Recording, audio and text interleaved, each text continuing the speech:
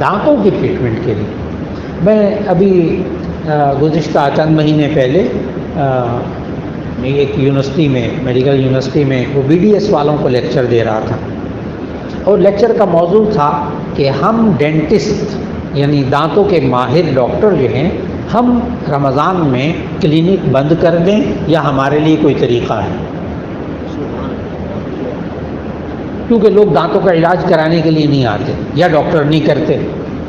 تو اس کا جواب اچھی طرح یاد رکھ لیجیے، رمضان میں کھانا پینا منع ہے، کھانا پینا منع ہے، لہذا دانتوں کی اگر تکلیف ہو جائے تو آپ دانت میں دوائی بھی لگوا سکتے ہیں، آپ اس کو ڈرل کروا کے اس کے اندر دوائی بھرنا چاہے، ڈاکٹر میڈیسن بھرنا چاہے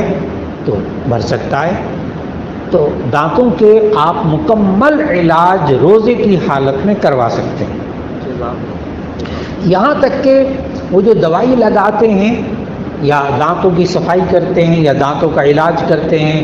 یہاں تک کہ میں کہتا ہوں جو مشکل ترین دانتوں کے علاجوں میں ہوتا ہے نا، وہ ہوتا ہے روٹ کینال کرنا، یعنی وہ دانت کے اندر سوراخ کر کے اس کی جڑ کو ختم کرتے ہیں اور بڑا سن لگانے کے ٹیکے شیکے لگاتے ہیں، تو وہ تک روزے کے اندر جائز ہے۔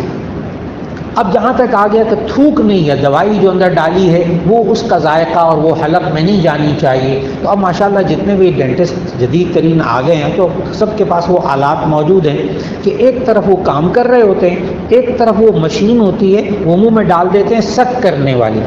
یعنی وہ تھوک کو لعاب کو کھینچتی رہتی ہے۔ اب تو کلی بھی نہیں کرنی پڑتی نا،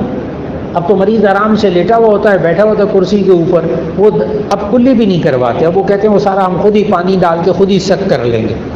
تو اگر ایسا نظام ہو تو آپ دانتوں کا علاج کروا سکتے ہیں، دانت نکلوا بھی سکتے ہیں، خون نکلنے سے روزہ نہیں ٹوٹتا، خون دینے سے روزہ نہیں ٹوٹتا، خون لگوانے سے روزہ نہیں ٹوٹتا، ڈرپ لگوانے سے بھی روزہ نہیں ٹوٹتا، فتویٰ اسی پر ہے جامعہ شفیع، ڈرپ لگوانے سے بھی روزہ نہیں ٹوٹتا۔ تو اس لیے دانتوں کے علاج میں اچھی خاصی وسعت موجود ہے، اچھی خاصی گنجائش موجود ہے، بس صرف اتنا ہے کہ دوائی حلق کے اندر نہ جائے۔ اب بات مکمل ہوگی جی۔